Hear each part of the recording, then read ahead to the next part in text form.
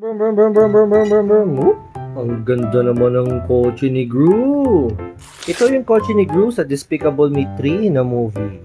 Makikita mo dito, napakaganda, di ba? Napakaangas. Ang laki ng gulong, tapos ang laki ng rocket niya sa likod, oh. Poof! Tapos yung unahan niya, may drill pa siya, no? Na pag umaandar yung kotse, umaandar din yung drill, umiikot din siya. Cute!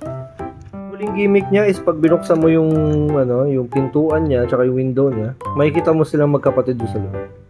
Sige, mag-focus ka. Ayan, si Gru tsaka si Brother Gru.